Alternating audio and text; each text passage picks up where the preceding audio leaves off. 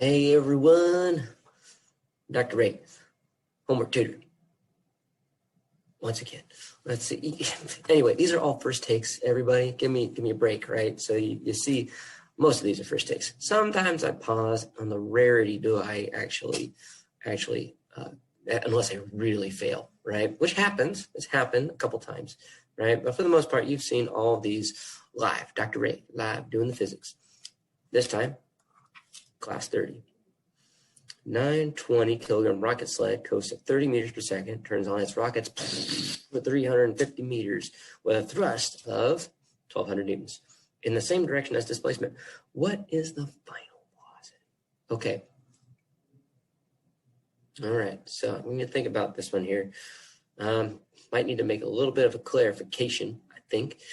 But if you look at this, you might initially be like, I have to use Newton's second law of kinematics.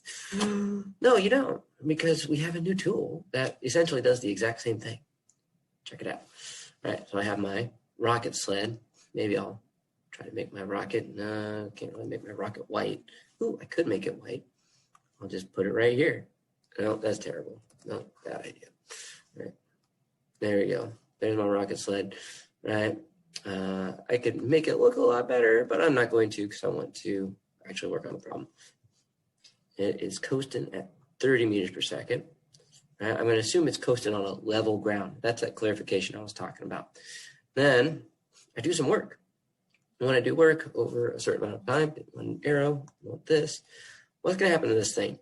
If I have a force in the same direction as displacement, that to me sounds like positive work.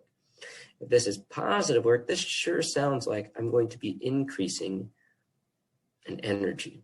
Which energy would I be increasing here? We have a bunch of different energies, right? Well, those energies are linear kinetic energy, rotational kinetic energy, potential due to gravity, potential due to spring, and we have Theorem, right? It says it's a sled, so I'm going to say it doesn't mention anything about mu's, et cetera, et cetera. It doesn't mention anything about a spring, doesn't mention anything about rotating, right? So then gravity, right? Delta UG. We just did that one on the last question. So if you answer the last question, you know,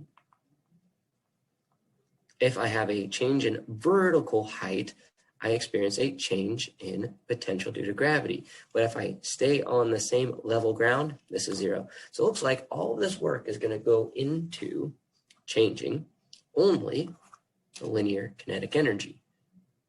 And if I'm doing positive work, that's going to result in this object to speed up, right? Increase the energy, right? If I calculate that, it's 1/2 mv squared. If I have a positive work, I have a positive change, which means my final kinetic energy is greater than my initial kinetic energy. Therefore, I am moving faster. How do you like that for logic deduction? Take that, philosophy. Here we go. So we're going to be moving faster. All right. And that's what we're trying to find.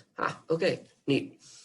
I could draw a bunch of other things too if I wanted to, but for now, let's just say I have work done by some sort of, I'll say an external force. This is the thrust. Some might argue it's an internal force due to the chemistry, right? But I'll say the rocket is a external thing acting on this.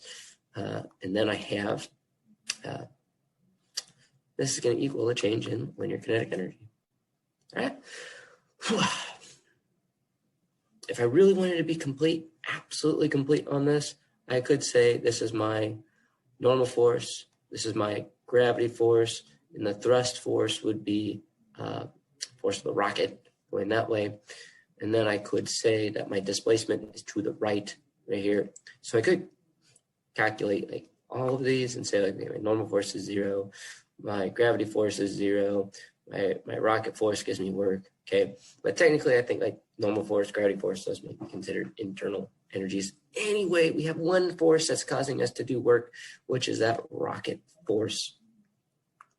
Right, so this is force due to the rocket times however long, right? It says it's some displacement x, right? There's my x displacement, right?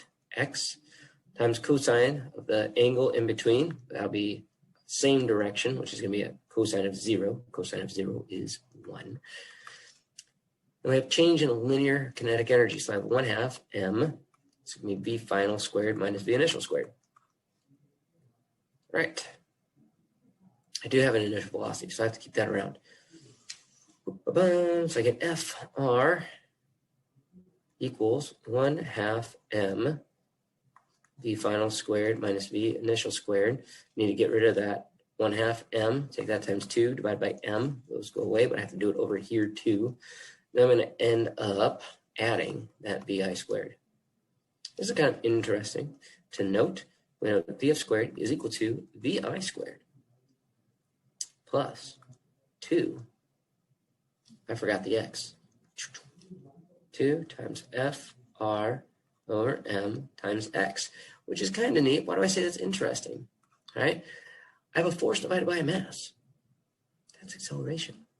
Vf squared equals vi squared plus 2a delta x, which is your displacement, right? How far you went. I should technically have a delta there. But either way, that's a kinematic equation. Come on.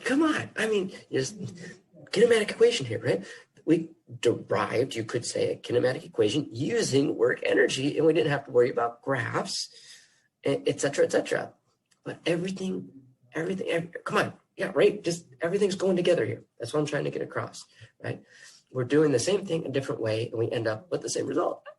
It's just, all right, I'll punch in the numbers.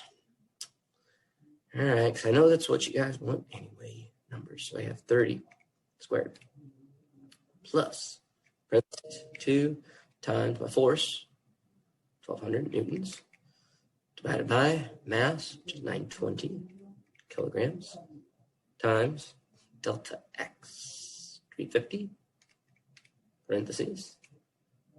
All right, so I get 1,813. That's not my meters per second. That's meters squared per second squared. Don't forget that square root. I know I didn't do it. Let's see, how do I do it on this? Aha, there it is. Second square root, answer. I have 42, right? If you're going at 1,800 meters per second, that's pretty dang fast. And I don't even know 350 meters, that's a long distance, long displacement. I don't think you're going to be going that fast, particularly because your force is just about as big as your mass. All right, so this is much more reasonable. 42.6 m/s meters per second. Submit and correct. Of course it's correct. Of course it is, right? Doesn't mean that it's still not fun. All right, hopefully you had some fun. Press that like button for the post, and thanks for watching.